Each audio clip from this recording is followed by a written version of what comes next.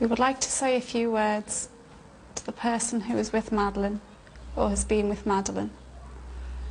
Madeleine is a beautiful, bright, funny and caring little girl. She is so special. Please, please do not hurt her. Please don't scare her. Please tell us where to find her, or put her in a place of safety and let somebody know where she is. We beg you to let Madeleine come home. Kate McCann ran, barefoot, breathless, back to the tapas restaurant and shouted what would become the most dissected sentence in modern true crime. Someone's taken her. Not, she's gone. Not, I can't find her. Taken. It wasn't a cry for help. It was a verdict.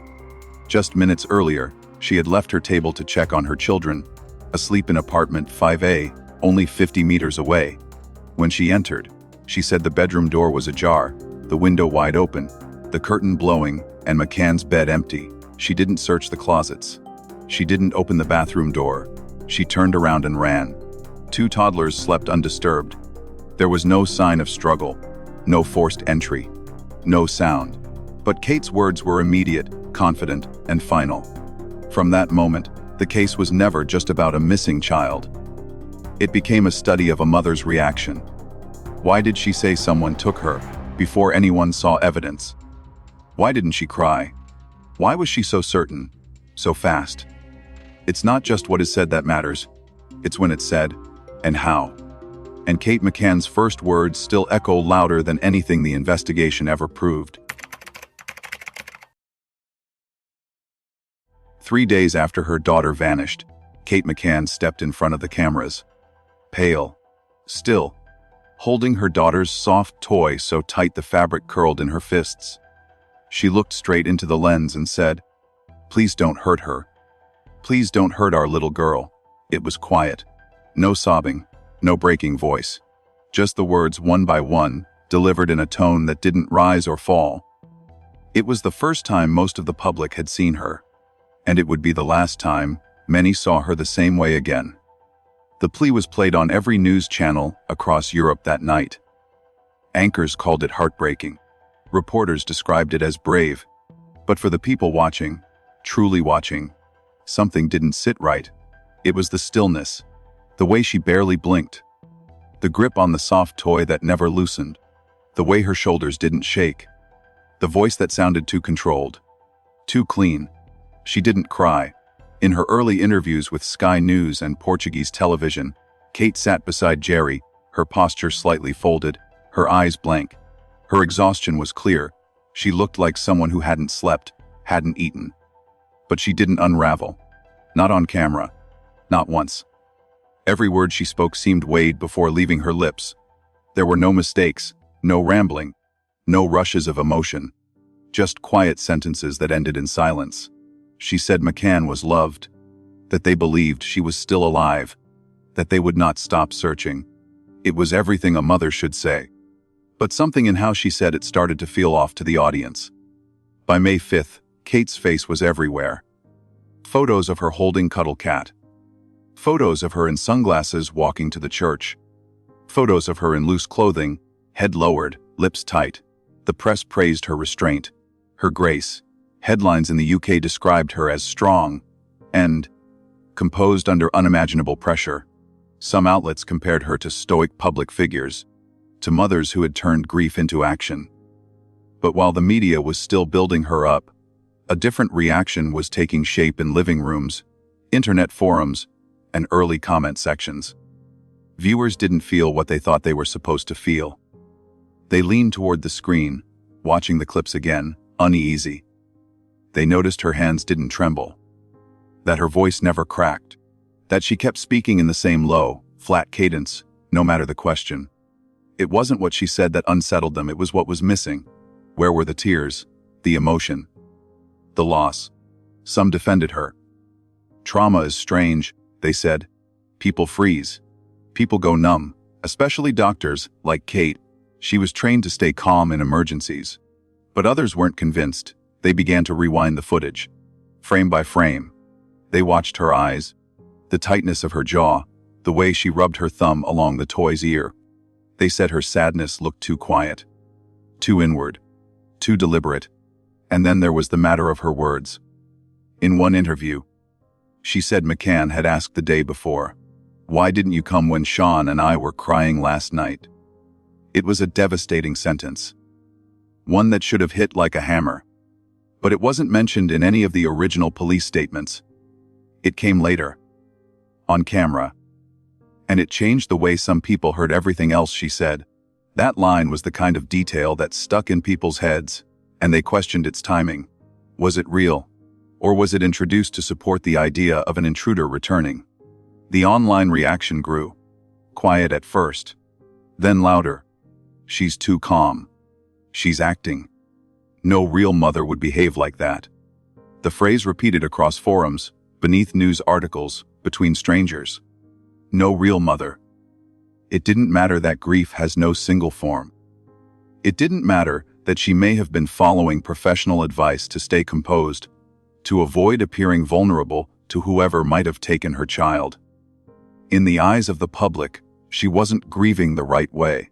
And in cases like this, perception is everything. Kate's lack of visible emotion became its own storyline. She wasn't screaming. She wasn't searching. She wasn't breaking down on live television. She was talking, calmly, always calmly. And in the vacuum left by the lack of suspects, lack of evidence, lack of answers, that calm began to sound louder than anything else. What began as sympathy began to twist. They said she was too neat, that her clothes were too coordinated, that her hair was too brushed, that she didn't collapse, that she looked too composed in photos. They scrutinized her posture, her hand movements, the angle of her face. In the beginning, people had been looking for McCann. Now, they were watching Kate. The difference was subtle, but devastating. Because once doubt enters the room, it doesn't need proof to grow. It just needs a feeling. And the feeling, for many, was that something about Kate McCann wasn't right. They couldn't explain it. They couldn't prove it. But they could feel it. And in the world of public opinion, sometimes that's enough. On September 7, 2007, 4 months after McCann's disappearance, Kate McCann walked into the Policia Judiciaria headquarters in Portimao, no longer as a grieving mother, but as a formal suspect, and arguta under Portuguese law. The shift was not just procedural. It was psychological.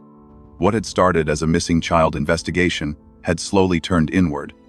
Now, the mother herself was being questioned under suspicion. For 11 hours, she sat in the interrogation room. The questions began gently. What time did you leave for dinner? When did you check on the children? What did you see when you entered the room? But the tone shifted quickly. Investigators challenged her early statements. They pointed to inconsistencies. Why had she said the shutter was forced when no damage was found? Why had she assumed immediately that McCann had been taken, without searching the apartment? Then came the direct accusation. Did you kill your daughter? Her reply, silence. Throughout the session, Kate refused to answer 48 of the 49 questions posed. Only one question received a verbal response. She confirmed her lawyer had advised her not to respond. It was within her legal rights. But to police, and increasingly to the public, it felt like something else entirely. It wasn't just silence. It was avoidance. Investigators saw her restraint not as protection, but as control. The composure that once earned public sympathy now cast a long shadow. And as the official interrogation drew to a close, suspicion had fully shifted. From what had happened in apartment 5A, to what might be hidden behind Kate McCann's silence. The physical details of the scene, once overlooked, now became crucial. Kate had insisted from the beginning that the bedroom window had been open, the curtain blowing, the shutter forced. These elements were not minor. They were the backbone of her account. If they collapsed, so did the narrative. Forensic teams combed every inch of the apartment. The window pane was examined for prints. The shutter was checked for tool marks. The curtain was inspected for traces of struggle. But the findings told a quieter story. There were no signs of forced entry, no fingerprints beyond Kate's on the window. No debris, no scuff marks, no dirt on the ledge. The shutter, police concluded, could only be opened from the inside. This detail struck hard against Kate's early statement. She had said the window was wide open when she entered, that the shutter had been jemmied, but the evidence contradicted her. Investigators believed it was more likely someone inside the apartment had opened it deliberately, to create a scene, to stage a break-in. In isolation, the inconsistency might seem small, but when layered with her refusal to answer questions, it became something larger. It became motive. The curtain, too, raised questions. In early accounts, it was described as blowing, then billowing. The language shifted. The imagery was vivid, but unverified. There were no witnesses, no photo of the scene at the exact moment, just descriptions. And those descriptions began to feel, to some, less like memory and more like choreography. In late July, weeks before Kate's formal interrogation, British sniffer dogs were brought into the case. One trained to detect the scent of human blood, the other, the scent of cadavers. They searched apartment 5A and the vehicles used by the McCanns. What they found would shape the investigation's next turn. Both dogs alerted in the McCanns' holiday apartment. The cadaver dog signaled behind the sofa in the living room. The blood dog confirmed traces in the same spot. More troubling, the same alerts were triggered in the Renault Scenic the couple had rented nearly a month after McCann vanished. In the trunk, and on items inside, reportedly including McCann's soft toy, the dogs reacted again. For Portuguese police, this wasn't just coincidence. It was a pattern. They believed the apartment was the site of death, and the car, hired 25 days later, had transported the body. But the science behind the alerts was disputed. No DNA match could be confirmed. The presence of scent, while significant, was not proof. Still, it added pressure. And pressure, in any interrogation, is currency. Investigators pushed harder. Why had Kate's behavior been so precise? Why had she claimed a break in that didn't exist? And now, with the dog's reactions, the weight of those early statements grew heavier. According to multiple reports, Portuguese investigators considered offering Kate a deal. If she admitted McCann had died in the apartment, accidental or otherwise, and that she had hidden the body out of panic, they would reduce the charges. Manslaughter, negligence, something less than murder, something that would allow the story to end. But Kate refused. She didn't hesitate. She didn't flinch. She denied involvement. Repeatedly. Her silence during interrogation wasn't because she was preparing to confess. It was because she wouldn't. No matter the offer, no matter the pressure. Jerry, too, stood firm. The McCanns said there was no deal, no death, no deception. That McCann had been abducted. That they were being scapegoated for a failed investigation. But investigators saw their refusal not as innocence, but as defiance. For police, a guilty person refusing a plea deal meant confidence in deception. For supporters, it meant truth. The line between the two blurred. And once again, perception filled the gaps where evidence could not. The refusal to confess did not clear suspicion. It hardened it. And in the minds of many, Kate's denial, when paired with silence, didn't feel like truth. It felt like something rehearsed. It is, even now, the question that haunts the case. Not where McCann went, not who took her. But why Kate McCann, a mother who claimed innocence, sat across from investigators and chose not to speak. Not to clarify, not to defend, not to weep. In public, she was articulate, poised, direct. On camera, she made appeals. She told stories. She spoke of dreams, of hope. But behind closed doors, when given the chance to explain the inconsistencies, to walk police through her own words, she shut down, completely. Was it fear? Was it strategy? Was it legal protection? Or was it something else? Silence, in the world of investigation, is a tactic. It can shield. But it also invites. It invites interpretation. It invites projection. And in the absence of fact, projection is power. Kate's silence did not break her. It defined her. It became the frame around every photograph, every quote, every appearance. To some, it was dignity under duress. To others, it was the hallmark of control, of concealment. A mother who had nothing to hide, they argued. would have fought harder, would have spoken, would have shouted. But Kate McCann did none of those things. She chose silence. And in doing so, she gave the world permission to wonder, not just what happened to her daughter, but what happened behind her eyes the night she disappeared. 1 year after Madeleine vanished, Kate McCann stepped out of silence and into authorship. She published Madeleine, a 384-page account of the tragedy, her emotions, and her enduring belief that her daughter was still alive. But the book was more than just a memoir. It was a campaign. Accompanied by a fresh wave of media appearances and a renewed search appeal, the McCanns launched a well-coordinated effort to regain public sympathy, raise funds, and control the narrative. The book was detailed, emotional, and firm in its message. This was the story of a mother wrongfully accused, determined to find her child. Posters were reprinted. Progressed images of Madeleine were released. Kate spoke with sharper clarity.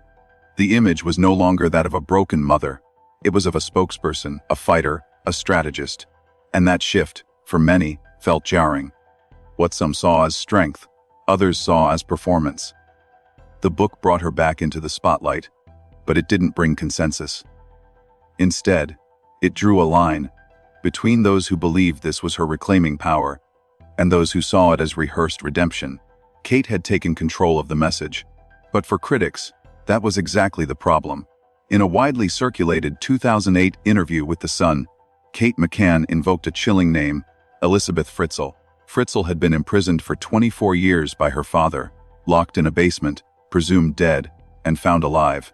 Kate's reference was intentional. If Elizabeth survived all that time, she said, then there's still hope for Madeleine. It was a powerful statement, perhaps too powerful. To some, it served as a beacon of hope. If one woman could endure decades of captivity, then Madeleine, vanished without a trace, might still be alive somewhere. But others bristled. The comparison felt manipulative. Fritzl's case was gruesome, unique, and specific. To connect it to Madeleine, with no evidence of similar circumstances, struck many as emotionally charged theater. It wasn't the first time Kate's language had unnerved the public, but this time, the unease was sharper. The interview reached millions.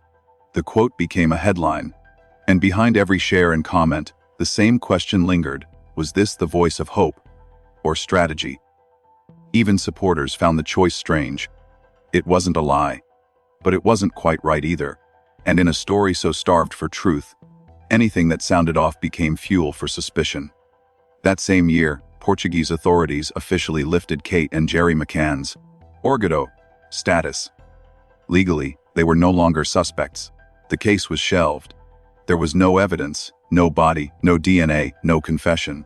The investigation had run out of leads. On paper, the couple was cleared. But in the public mind, the ink never dried. The questions hadn't gone away. They just changed form. If they were innocent, why had Kate refused to answer 48 questions during her interrogation? Why had she claimed a break in when the window showed no signs of tampering? Why did the story feel off? The answers were legal. The silence was strategic. But to many, it didn't sit right. Forums exploded. Blogs dissected the newly released case files. Every sentence in Madeleine was parsed for contradiction. Every media appearance was analyzed frame by frame. The law had spoken. But the court of public opinion wasn't finished. In fact, it had only just begun. Kate McCann had cleared a legal hurdle. But in the eyes of many, she remained the woman who said nothing when it mattered most. The internet responded to Kate's reemergence with a split personality. To one side, she was a resilient mother who refused to be silenced. Wronged, vilified, but unbroken. To the other, she was a constructed persona, coached, polished, too smooth to trust. Her interviews were clipped and clean, her wardrobe carefully chosen. Her eyes sometimes teary, sometimes distant. Supporters saw discipline. Detractors saw calculation. Every gesture was a new point of analysis. The way she held Cuddle Cat, the phrasing she reused, the pauses that felt too precise. Her critics didn't need a smoking gun, they had intuition. A real mother would fall apart. They said, she's standing too straight. The debate played out in comment sections, blog wars, and video breakdowns. She wasn't just a mother anymore. She had become a symbol of strength or of deception, depending on who you asked. Her book didn't settle the case. It fractured it further. Kate McCann had stepped into the light to tell her truth. But the more she spoke, the more divided the world became. Some heard pain, others heard a script. And in the noise, one thing became clear: the story wasn't done with her yet. She was very happy, very loving, and I know Madeleine was very happy with her life. Special. The pain of the past 6 months becomes ever harder to conceal. Still, Kate and Jerry McCann are able to find hope deep down for their daughter. People know something if they can, search the heart, really. Somebody knows something, and they might not realise it, they might just suspect something. But everybody can make a difference to this. It's not about us, we miss her like crazy, but this is Madeleine, this is a 4-year-old girl. We haven't even seen her since she's been 4. Madeleine's there and she needs our help. She needs to be with her family, The hole left in the family by Madeleine's disappearance is clearly being felt by the 4-year-old's brother and sister too. They do ask about Madeleine, and Madeleine was very much a big part of their life. And they ask where she is. They're not upset, they're not distressed, but they're obviously very aware that she's not there, especially being home. And I guess it's hard for us as parents to imagine the fun they'd be having together, the 3 of them, if Madeleine was there. The question whether they felt they'd be cleared of any involvement in Madeleine's disappearance brought an uncompromising response. We know the truth. I know I'm innocent, Jerry knows he's innocent, we know each other are innocent. And that to me, it was actually quite calming, because I thought, we're innocent, we're totally innocent, and we know that.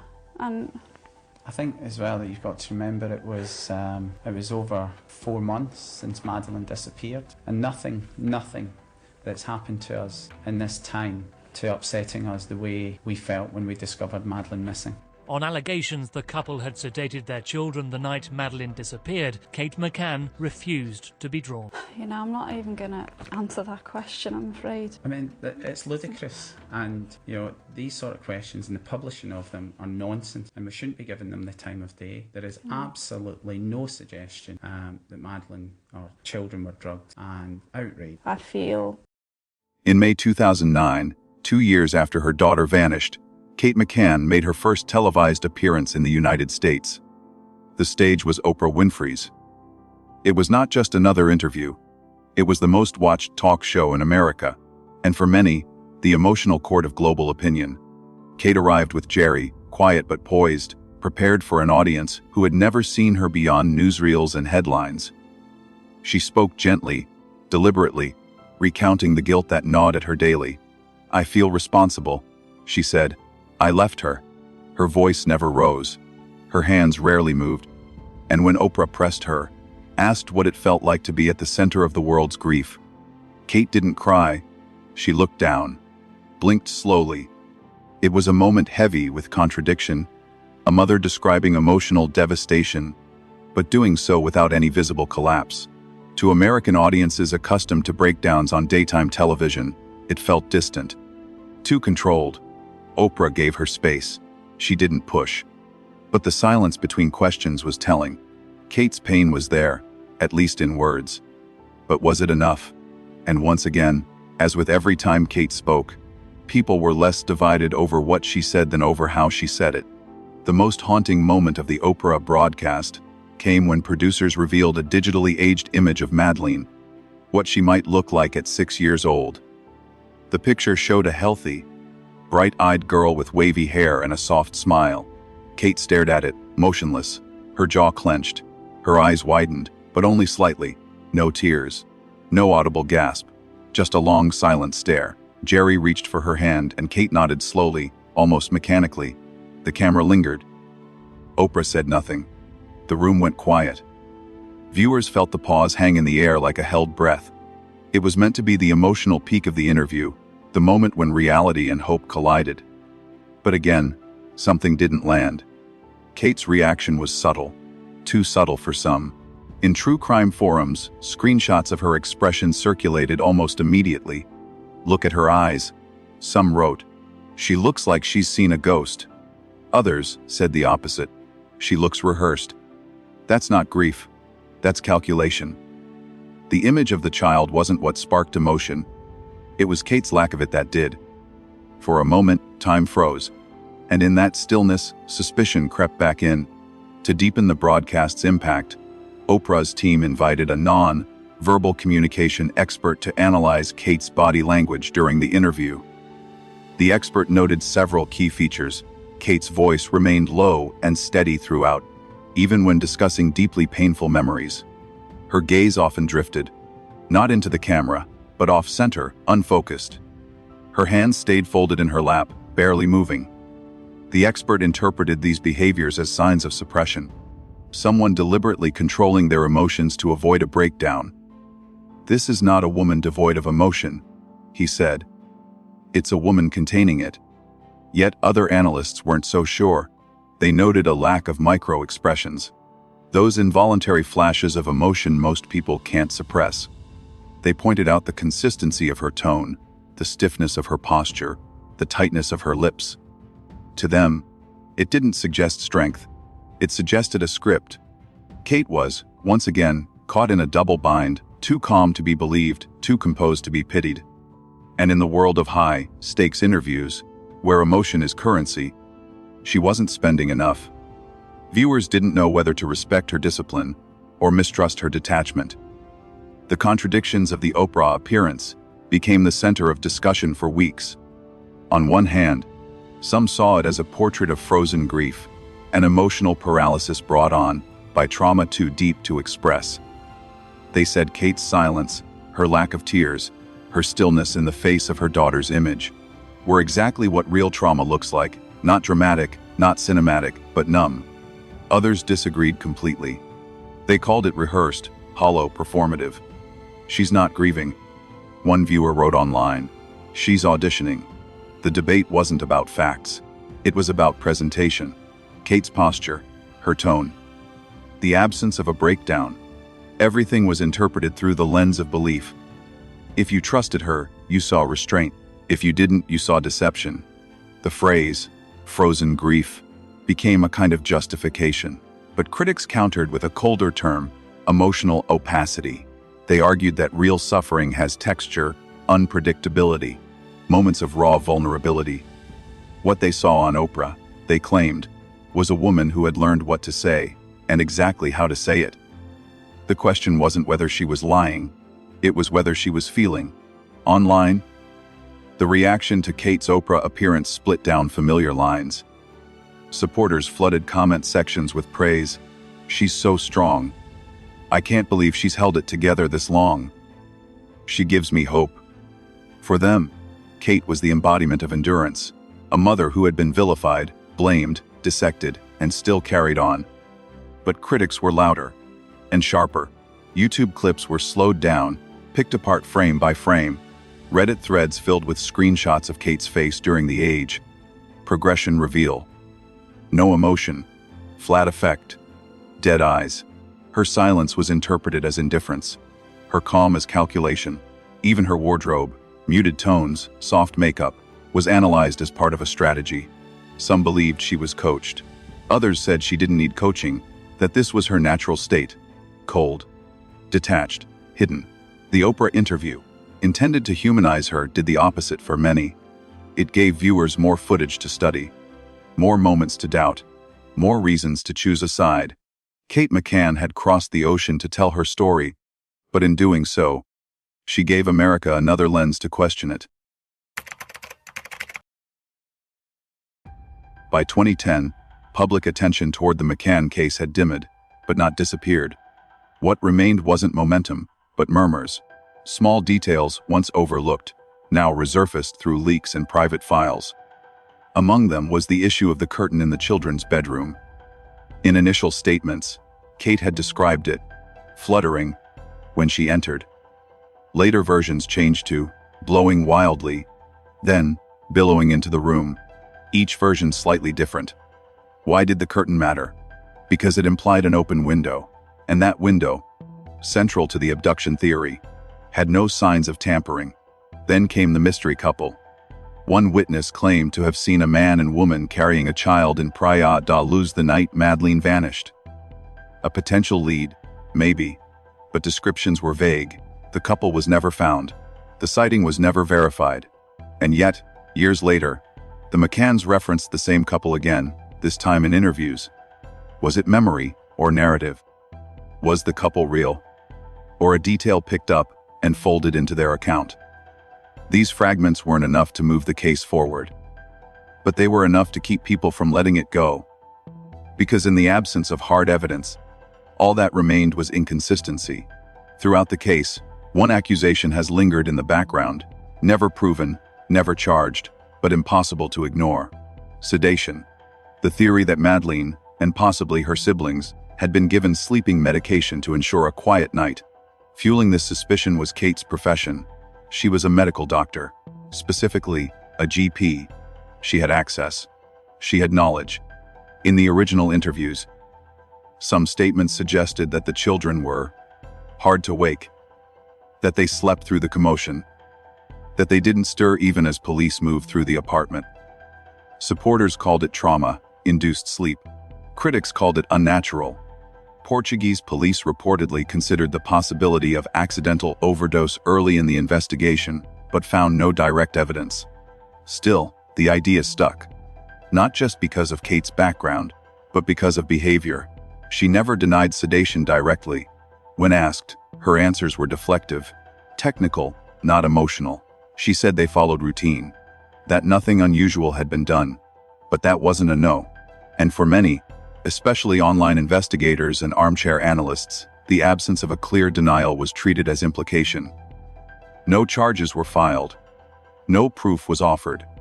But in the court of public opinion, silence once again whispered louder than fact.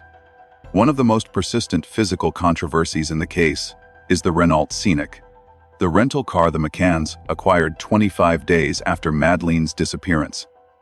British sniffer dogs brought to Portugal alerted to the scent of blood and cadavers in the trunk. This alone didn't prove anything. But forensic teams took samples.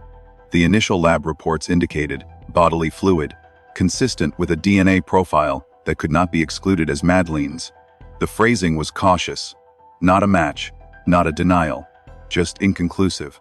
Later reports walked back the result, citing contamination and sample degradation. But the story was already out. Why would there be any trace linked to Madeleine in a car rented nearly a month after she vanished? The McCanns argued that items from the apartment had been transported in the vehicle. Toys, clothing, perhaps even cross-contamination from police evidence bags. But skeptics found that explanation weak. Kate's own comment at the time didn't help. When told about the blood detection, she reportedly replied, "When did you say the car was hired?" A simple question. But to critics, it sounded more like damage control. No charges came from the car. But the stain on their public image didn't fade. The scientific evidence against the McCanns was always shaky. No fingerprints, no weapon, no body, and critically, no confirmed DNA match to Madeleine. Not in the apartment, and not in the car. This lack of proof became their strongest shield. The Portuguese Attorney General closed the case in 2008, citing insufficient evidence. Yet doubts remained, because the absence of DNA didn't explain the dog's reactions. It didn't explain the inconsistencies in statements.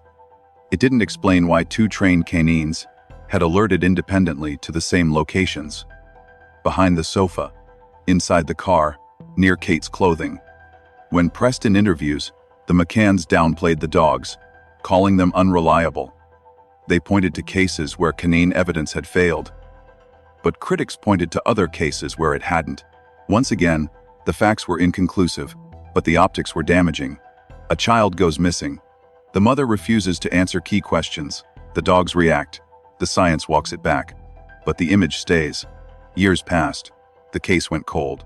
But online, in forums and documentaries, people weren't debating what was found. They were debating what wasn't. No evidence is not the same as innocence. The phrase became something of a mantra among those who remained skeptical of Kate McCann. It's not a legal standard, it's a cultural one. And in high-profile cases, perception often carries more weight than proof. The McCanns were never charged, but they were never truly exonerated in the public eye. Supporters pointed to the failure of the police. the media frenzy, the political interference.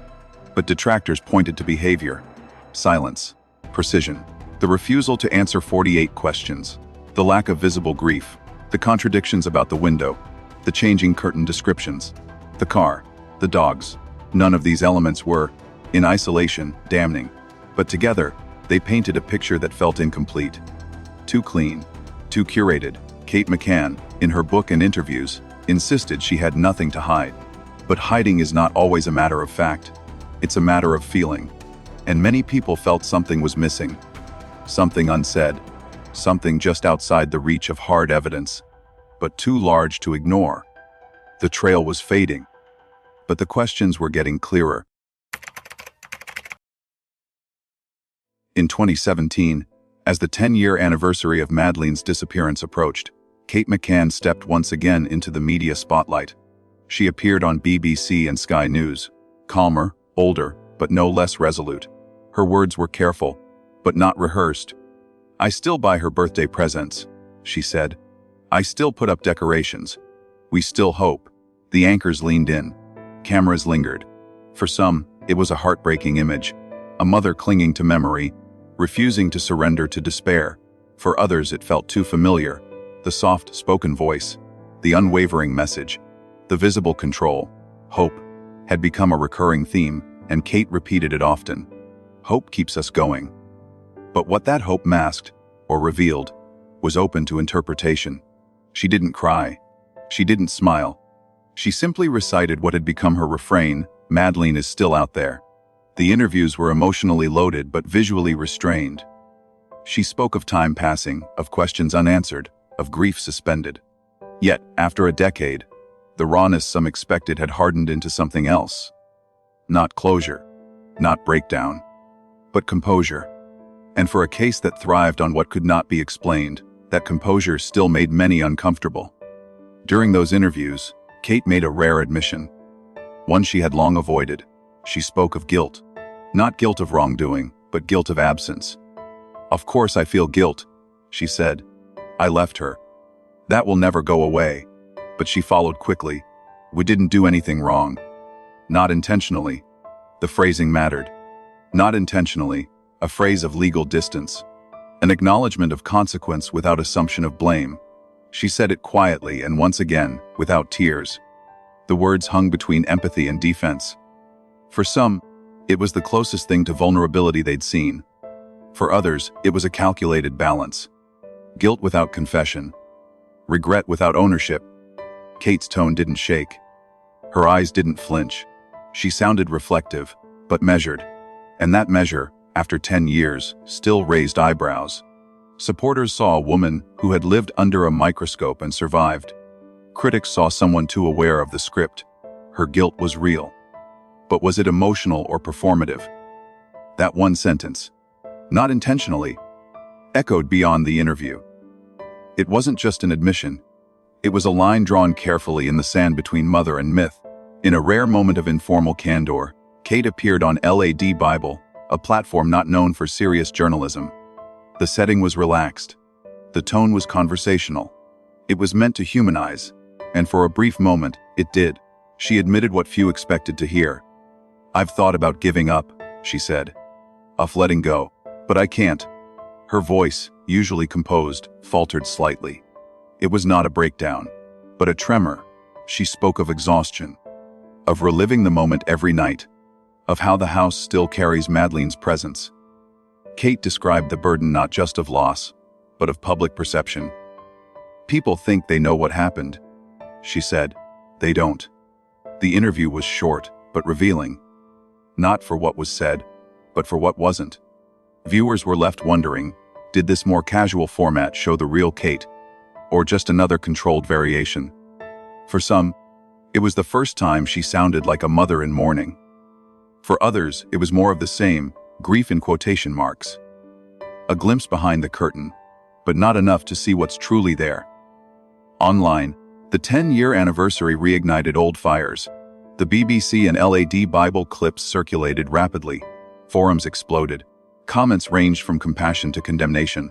"She looks tired," one user wrote. "You can see the pain." Another countered, "She's acting again." Same blank face. The same debate played out in loops. Some praised her strength. Others questioned her timing. Critics noted how neatly the anniversary interviews aligned with renewed funding for the investigation. Was it coincidence or strategy? Kate's lack of emotion was still the focal point. No tears in 10 years, someone tweeted. Just press statements. Supporters were quick to defend. Some pain is too deep for display. But that logic, too, felt circular. If she cried, it would be theater. If she didn't, it was concealment. The McCanns had become, unwillingly or not, public property. Every word, every blink, every breath dissected. And after 10 years, the gap between empathy and suspicion hadn't narrowed. It had calcified. Kate had stepped forward to remind the world of her daughter. But once again, the world turned its gaze on her instead. A decade after the disappearance, the McCann case was no longer just a tragedy. It had become a narrative, repeated, revised, reinterpreted. Kate stood at its center. Her image had been weaponized by both sides. To some, she was the mother who never gave up. To others, she was the face of something too polished, too curated, too consistent to trust. When she appeared on screen, she brought not just grief, but performance. In true crime culture, there's a thin line between victim and suspect, between truth and storytelling. And by 2017, Kate McCann walked that line with every syllable. Her silence had once sparked suspicion. Now, even her words did. Her hope, her guilt, her persistence. Each became evidence in an unwinnable trial of public opinion. She wasn't just telling her story anymore. She had become the story, and every time she stepped back into the light, people asked again, not, "Where is Madeleine?" but, "Who is Kate really? A mother in pain, or the author of something much more complex?" It was the question no one had dared to ask on television, until Piers Morgan. In a special edition of Uncensored, broadcast globally, he looked directly at Kate McCann and said, without blinking, "You left your children alone, didn't you? You abandoned them." The tone was sharp. The studio fell into a silence heavy with anticipation. Kate didn't look surprised. She had heard the accusation before, but never so publicly, so directly, and from someone who wouldn't flinch. Morgan didn't soften the edges. He listed the facts. 3 toddlers unsupervised, night after night, while their parents dined 50 meters away. "Some say that's criminal," he added. "What do you say to them?" The camera zoomed in. Not on Piers, but on Kate's eyes. Her fingers tightened slightly. Her breath caught, but only for a second. It was a line many thought had been crossed. Others argued it was long overdue. For the first time in years, the discussion wasn't framed by sympathy. It was framed by accountability. Morgan wasn't cruel. He was relentless, and that relentlessness exposed not just the facts, but the tension Kate had managed to hold beneath the surface for 17 years. Until now. Her response came slowly, deliberately. "We did what we thought was best at the time," Kate said. Her voice didn't tremble. Her words didn't wander. "We were checking on them every 20-30 minutes. It felt safe. We weren't neglectful. We weren't careless. We were trying to live." It wasn't a confession. It was a justification. A defense cloaked in regret. Kate repeated that they were good parents, that they had never imagined something like this could happen. "People will always judge," she said. "But no one judges me more than I already do."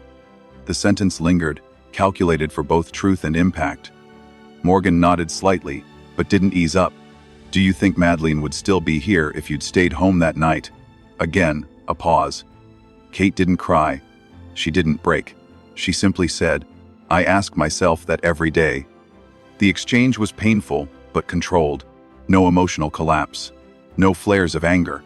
Just a slow unraveling of grief through the filter of restraint. For some, her answers were honest. For others, they were polished, scripted, safe. But in those few minutes, something cracked. Not a confession. Not a slip. But the illusion that time had healed everything. Throughout the interview, Kate remained physically composed, but her body told a second story.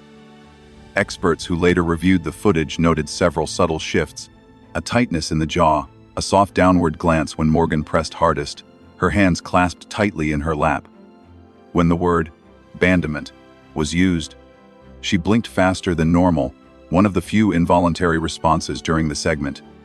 Her shoulders stayed square, her posture rigid. But it wasn't comfort, it was armor. A psychological wall held up by 17 years of surviving public scrutiny. Her voice never rose, her volume never cracked, but her tone flattened. Some called it emotional suppression, others called it media training. The most telling moment came when Morgan asked her why she never speaks with visible emotion. Her answer, "Because if I start crying, I might never stop." It was a powerful sentence, one that could silence critics or feed them. Was it honest? Possibly. Was it rehearsed? Maybe. But what mattered wasn't the words. It was the control, the effort behind every syllable. Kate's body didn't betray her, but it didn't comfort anyone either. As the interview aired, social media lit up with polar reactions. Some viewers praised Morgan's courage, calling it the interrogation we've waited 17 years for. Others accused him of cruelty, of re-traumatizing a mother who had already endured the worst loss imaginable. Kate, too, drew polarized responses. To her defenders, she was dignified under fire. Her responses were poised, reflective, painful. "She's been through hell," one user wrote, "and she still speaks with grace." But critics weren't moved. She had no real answers. Same lines, same distance. The interview didn't shift the narrative, it fractured it further. In the eyes of some, Kate became more human. In others, more suspicious. What had begun as a search for accountability had morphed, once again, into a referendum on Kate McCann's emotional expression. After 17 years, the case hadn't gone cold. It had gone cyclical. Grief, silence, appearances, division. And now, Morgan's interview became just another battle in a war no one could win. And so came the final question, one Morgan delivered not as an attack, but as a challenge.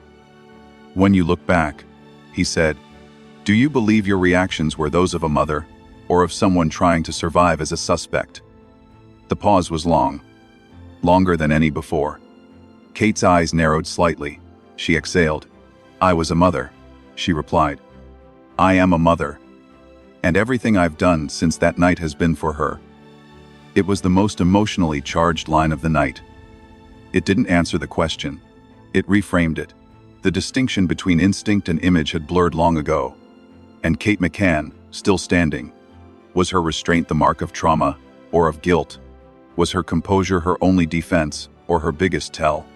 After nearly 2 decades, we still don't know.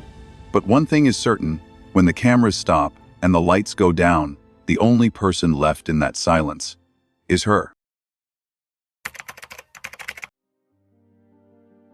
In June 2020, German prosecutors made a startling announcement. They had a new prime suspect in the disappearance of Madeleine McCann. His name was Christian Bruckner, a 43-year-old convicted offender with a long history of crimes against children. He had lived in a camper van near Praia da Luz in 2007 and, crucially, was confirmed to have been in the area at the time Madeleine vanished. Phone records placed him in close proximity to the Ocean Club that night. His criminal history was brutal. He was already behind bars in Germany for unrelated crimes. But what tied him to Madeleine's case wasn't just location, it was behavior, a history of lurking, of violence, of silence. Investigators claimed he had made disturbing remarks about children who disappear and are never found. The circumstantial evidence was chilling, but thin. No physical link to Madeleine had been found. No DNA, no confession. Still, authorities in Germany were confident. "We are sure she is dead," the prosecutor said, "and we are sure he did it." It was the strongest statement made in years. And for the first time, the spotlight shifted, if only slightly, away from the McCanns. When the news of Bruckner broke, the McCanns issued a carefully worded statement. They thanked the police. They expressed hope. And their tone was subtly lighter. For the first time in over a decade, someone else was being named. Jerry and Kate appeared relieved, not jubilant, not vindicated, but finally free from sole suspicion. Yet the internet wasn't ready to let go. On forums, the shift felt forced. Convenient, isn't it? One user wrote. Right when the case goes cold, they find a scapegoat. Others demanded to know why it took 13 years to identify someone with such an obvious criminal background. The McCann's relief became, paradoxically, suspicious. Kate in particular was scrutinized again, her reaction too calm, her words too measured. The idea that Bruckner might be guilty didn't erase old doubts. If anything, it reignited them. Even if he did it, one commenter posted, doesn't mean she didn't know something. For every article about Bruckner, there were a dozen threads pulling Kate's past statements back into focus. A new suspect had emerged. But an old story remained. People still couldn't decide what to believe about the mother. As the German investigation dragged on, a growing segment of the public remained unconvinced, not about Bruckner's guilt, but about Kate McCann's innocence. For them, it wasn't a question of either or, it was both. They believed Bruckner might be involved, but Kate knew more than she ever said. This belief wasn't rooted in new evidence. It was anchored in old behavior. The silence during interrogation, the inconsistent statements, the lack of emotion. These weren't facts, they were impressions. But in a case built on absence, impressions mattered. The introduction of Bruckner didn't exonerate Kate. It complicated her. She looks more relaxed now. Some noted, because she knows it's over. Others saw it the opposite way. She knows he'll never talk. The public's relationship with Kate had become symbolic. She represented more than a mother. She was a vessel for doubt, for unresolved anger, for the discomfort of not knowing. A suspect had finally been named. But for many, the mystery of Kate was still unsolved. And the more time passed, the more it felt like she had become a permanent part of that mystery, whether she deserved to be or not. The case of Madeleine McCann is no longer just a crime. It is a cultural mirror. And what it reflects, most clearly, is our discomfort with ambiguity. We crave resolution. When we don't get it, we assign blame. Kate McCann became the placeholder for that discomfort. She didn't scream, she didn't shatter, she didn't weep on cue. And so, we filled the silence with suspicion. When Bruckner was named, it should have been closure. But instead, it raised a different kind of anxiety. If he really did it, why does it still feel incomplete? Because we want a story with clear heroes and villains. But real life rarely offers that. Kate remains an enigma, not because of what she did, but because of how she didn't act. Bruckner may be the criminal, but Kate became the symbol of unresolved grief. And in the world of true crime, symbols are more powerful than suspects. We hate not knowing. One psychologist noted, so we create meaning, even if it hurts someone. Perhaps Bruckner will be tried. Perhaps he will be convicted. But whether guilty or not, he may never erase the shadow that's followed Kate for nearly 2 decades. 18 years have passed. The world has moved on, from wars, elections, pandemics. But for Kate McCann, time never resumed. She didn't return to medicine. The profession that once defined her became part of a past too painful to reclaim. Instead, she faded from public life. She works with missing persons charities, quietly, behind the scenes. No press releases. No cameras. Her days, by all accounts, are ordinary. School runs for the twins, grocery shopping, late walks with a dog. But in every routine, there's a shadow. A child who never returned. A question that never settled. Kate no longer grants interviews. She declined invitations to documentaries. She does not attend vigils. But she still lights a candle on May 3rd. She still buys presents. She still believes, or says she does. Friends describe her as kind, private, guarded. They say she smiles less, but listens more. She's not the woman she was. How could she be? Some call this grace. Others call it retreat. But perhaps it's survival. A quiet life, not one of peace, but of managed silence. No career comeback. No public platform. Just the residue of something that will never fully disappear. Online, the case still breathes. Not daily, but cyclically. Every anniversary, every legal update, every suspect, a new wave of hashtags appears. Supporters post tributes, candle emojis, photos of Madeleine smiling in a pink hat. But the critics haven't gone away. They've evolved. They've archived every interview. They've cataloged every contradiction. For every sympathetic article, there's a thread tearing it apart. In an age of endless content, nothing disappears. Especially not suspicion. Especially not when it's tied to a mother. There are blogs still analyzing her Oprah interview. YouTube videos with millions of views dissecting her body language. Reddit threads resurrecting old police files. Even podcasts built entirely around one question: what really happened? Some call it obsession. Others call it justice. Either way, it keeps her frozen. Not just as Kate McCann, but as an eternal maybe.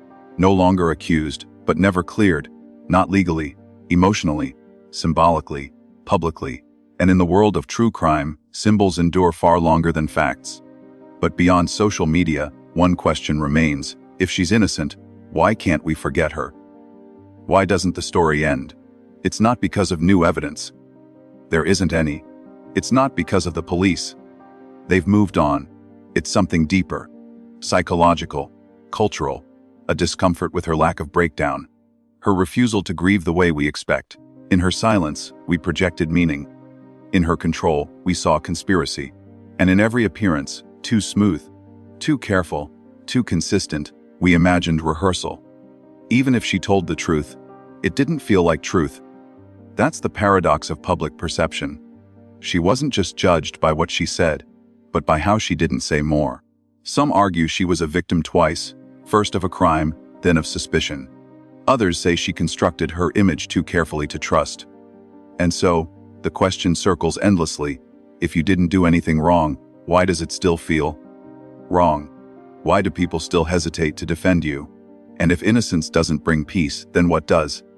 Kate McCann is not on trial. She never was. Not in court. But in the digital age, public trials never needed courtrooms. Platforms became pulpits. Algorithms became amplifiers. Every pause, every phrase, every dry-eyed interview became evidence. For some, her restraint proved guilt. For others, it proved strength. But either way, the court of public opinion doesn't adjourn. And the internet never forgets. We live in a culture obsessed with clarity. We want villains and victims. When we don't get them, we make them. We don't allow uncertainty to stand. Kate became the face of uncertainty, and faces demand narratives. So we chose one, or built our own. Justice is supposed to be blind. But online, it's crowded, emotional, and permanent.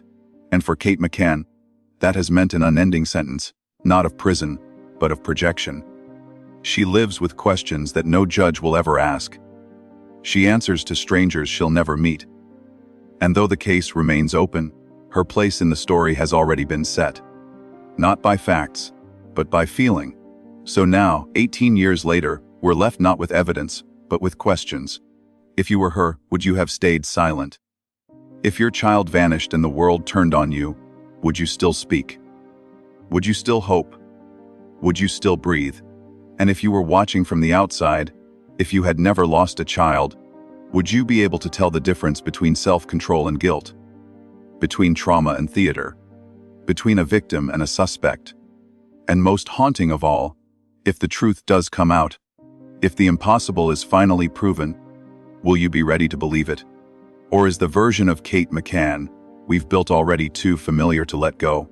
And so, 18 years later, we are left not with closure, but with questions. Kate McCann remains a woman both known and unknowable, living not in innocence or guilt, but in that suspended space in between. Her silence, her control, her presence, none of them resolve the mystery, but they keep it alive. And just when the story seems to settle, something pulls it back into motion. Not new evidence, just the weight of doubt that never quite leaves. The story now belongs to the public. And with it, 3 theories remain. The first, an accident covered in silence. That something happened in the apartment, perhaps sedation, perhaps neglect, and the parents, in panic or fear, hid the truth. The behavior fits, the dogs. The DNA whispers, the missing minutes. But no proof. The second, a true abduction, clean and silent.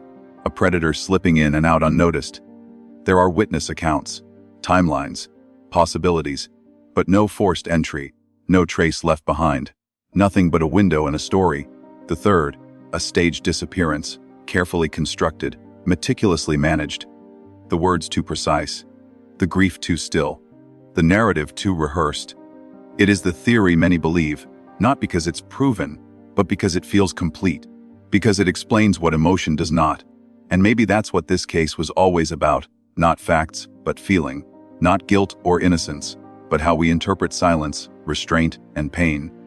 Maybe we wanted Kate to cry more. Or less. Maybe we wanted her to break. But she didn't. And for that, some never forgave her. Now, the story ends where it began, in the dark.